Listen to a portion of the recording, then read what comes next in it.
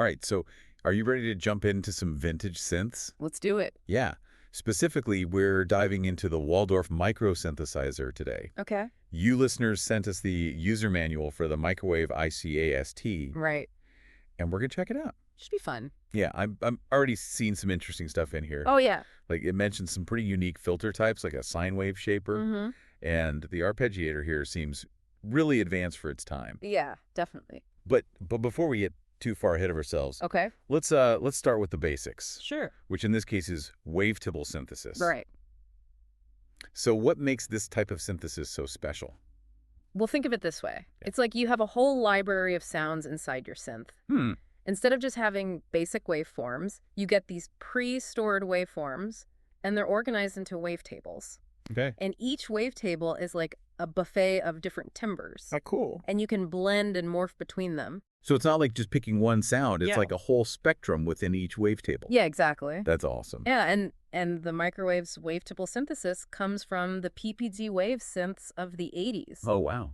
It even includes some of the classic PPG wavetables. Really? Yeah, so it's like it's carrying on a sonic tradition. Oh, that's cool. Now, I did notice that the manual mentions that the MicroWave itself can't actually create wavetables. That's right. You would need some dedicated software for that. Okay. But you don't really need to worry too much about that because the MicroWave IXT has 128 wavetables already built in. Wow. It's a huge range. Everything from classic analog sounds to really strange textures. Cool. For example, like wavetable U1 only has a few waves, but wavetable 28 has tons. Oh, wow. You can really get a sense of the variety there. Yeah, 128 wavetables. That's a lot to explore. Yeah, there's a lot to discover there. So before we get into manipulating these wavetables, All right. can you give me a quick overview of the MicroWave's sound structure?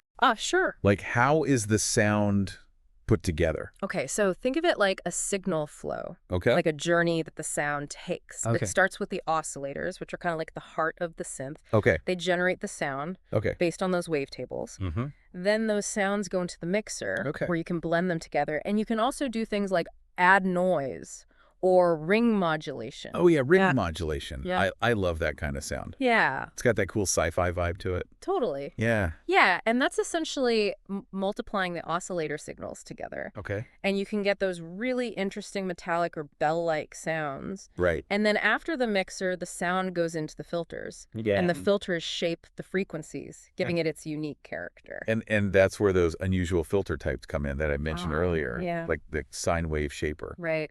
What is it about that one that makes it so special? Well, it has a 12 dB low-pass filter. It kind of adds this warmth and this grit to the sound. Oh, yeah. It's like adding a little distortion, some harmonic richness. Cool. Then there's also the 12 dB low-pass wave shaper, Okay. which uses a waveform from the currently selected wavetable to shape the sound. Oh, wow. So, like using the sound to shape the sound. Yeah, that's cool. Yeah. What about the FM filter? Okay. Is that similar to FM synthesis like on the Yamaha DX7? Yeah, it uses the same concept of frequency modulation, Okay. but it applies it to the filter cutoff frequency. Okay. So the FM filter uses the output from oscillator 2 Okay. to modulate the filter. Okay. And you can get some really dynamic and evolving textures that way. Cool. I'm also seeing this extra parameter for some of the filters. Right.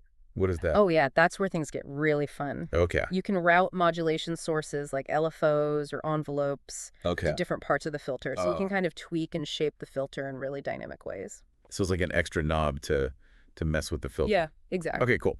Now let's go back to the oscillators. Sure. The manual mentions there are two of them. Mm-hmm. What's special about them? Well, they have the standard things you would expect, like octave, semitone, detune. Okay. But there's this really cool feature called the harmonic pitch bend scale. Okay. So instead of bending the notes smoothly, Okay. it bends them in distinct musical intervals. Oh, wow. So it can add a really cool element to your melodies. So it's like stepping up or down instead of a slide. Exactly. It's cool. Yeah, and you can also synchronize the oscillators. Oh, really? So one oscillator controls the pitch of the other. Interesting. Yeah, and that can get you some really wild sounds. So it's unpredictable. Kind of. Cool. Okay, so we have the oscillators generating the wavetable-based sounds. Right? And we can bend them and sync them in all these unique ways. Yep. But how do we actually manipulate the wavetables themselves? Good question. That's where things get really crazy, right? That's where it gets interesting. Okay. So you've got the start wave parameter. Okay, I'm listening. So think of the wavetable as a film strip.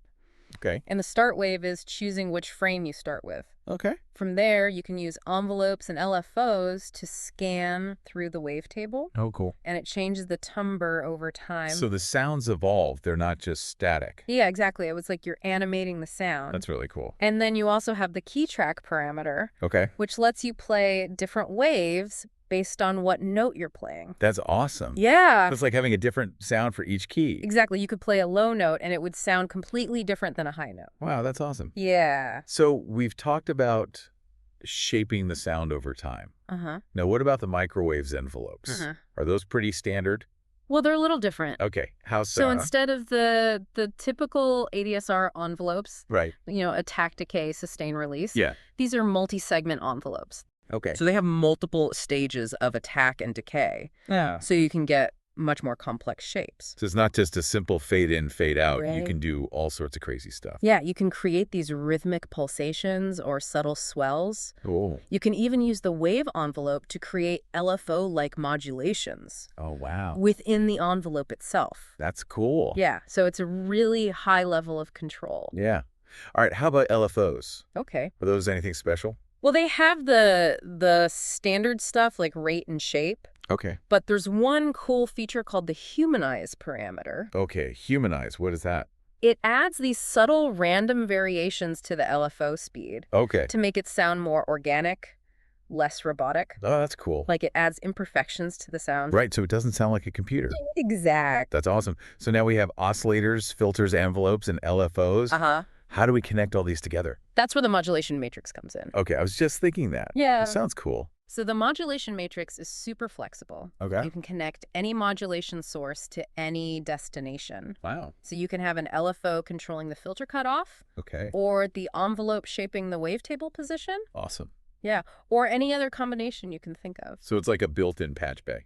Yeah, basically. Okay, that's awesome. And then on top of that, you have the modifiers. Okay, now what are those? So they're like mini processors that you can apply to the modulation signal. Okay. Like you can invert it and scale. It even generate triggers. Oh, wow. So you can get even more creative. The synth is crazy. Yeah. So we have oscillators, filters, envelopes, LFOs, a modulation matrix, and modifiers.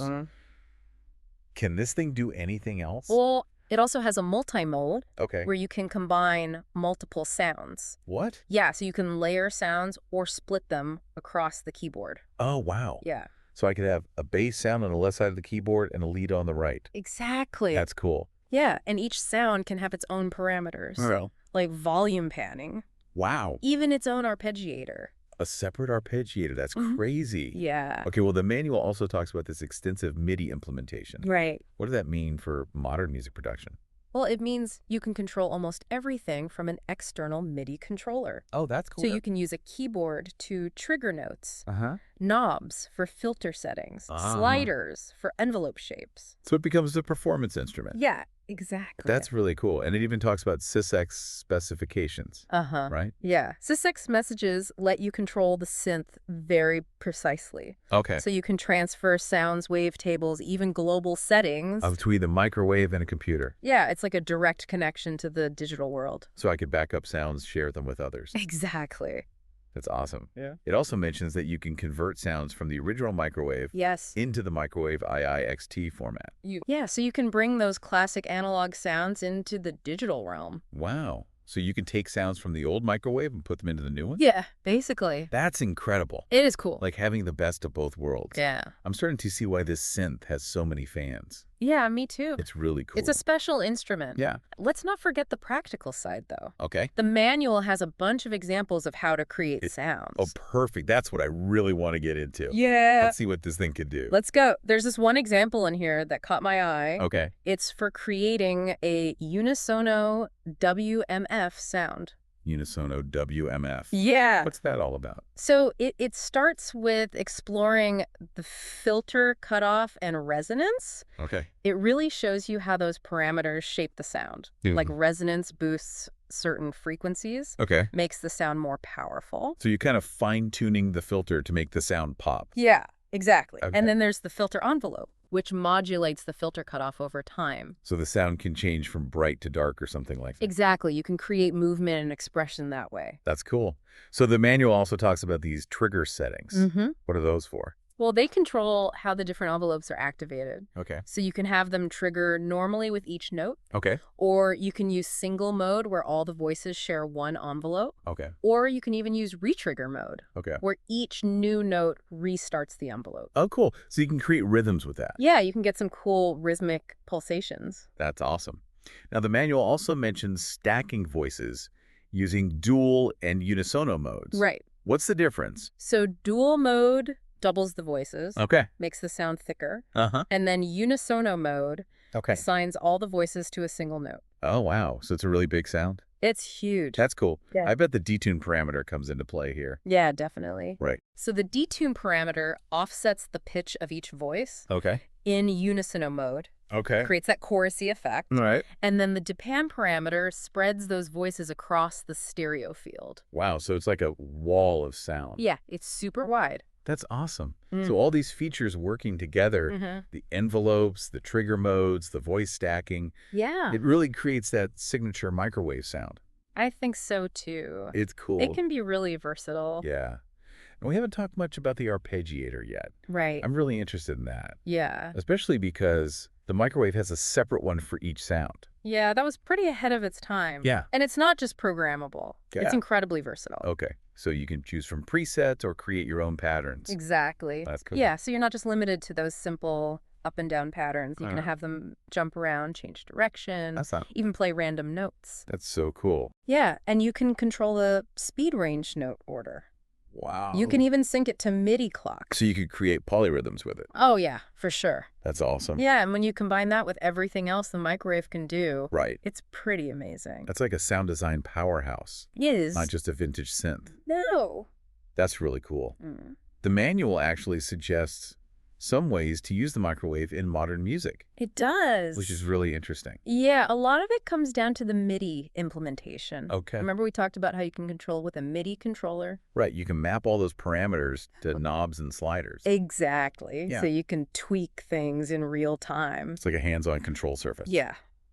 That's awesome. Right. And don't forget about those sysx messages Right. for transferring sounds and data. Yeah, you can back up your sounds, share them with others. That's cool. You can even load in sounds that other people have made. It's like a global network of microwave users. Yeah, kind of. That's awesome. Yeah. And that one really cool feature Yeah. where you can convert sounds from the original microwave Right. into the microwave IIXT format. Yep, bringing those analog sounds into the digital world. That's so cool. It is. It's like you're connecting different generations of instruments. Exactly. That's awesome.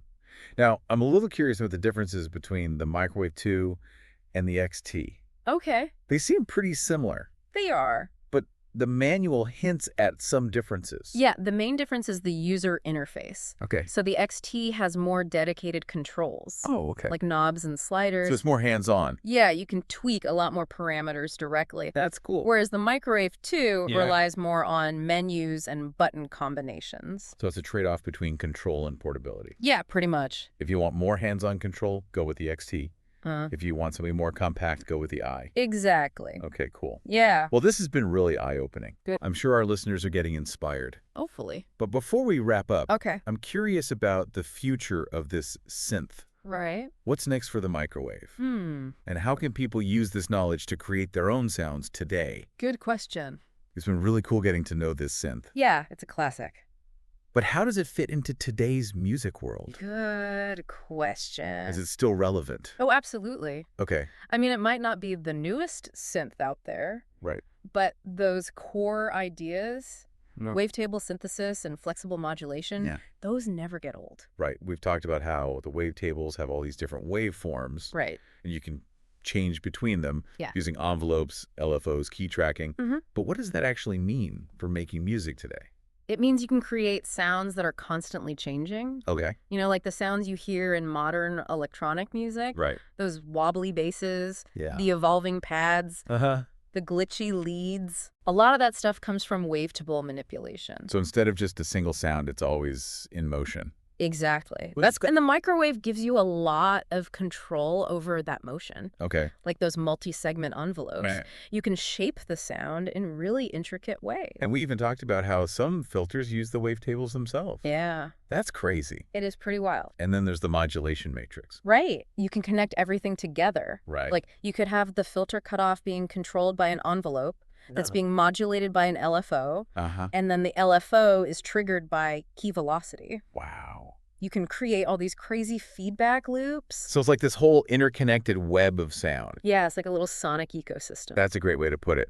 So for someone who wants to use the microwave to create modern sounding music, Okay. what advice would you give them? I'd say just experiment. Okay. Don't be afraid to push the synth to its limits. Right. Really dive into that modulation matrix. Explore those weird filter types. Okay. Get to know the wavetables. Right. Each one is different. Exactly. Yeah. And don't forget about the arpeggiator. Oh, yeah. It can add a whole other layer of complexity. Okay, so think outside the box. Yeah, use it to make crazy textures and I soundscapes. like it. Yeah, let it inspire you. Well, we've just scratched the surface here. Yeah, for sure. But hopefully this gives everyone a sense of what the microwave can do. Yeah, hopefully they're inspired. Yeah. And remember, whether you're using vintage gear or the latest software, the important thing is to have fun. Exactly. Keep experimenting, keep exploring, Absolutely. and keep making music. Couldn't have said it better myself.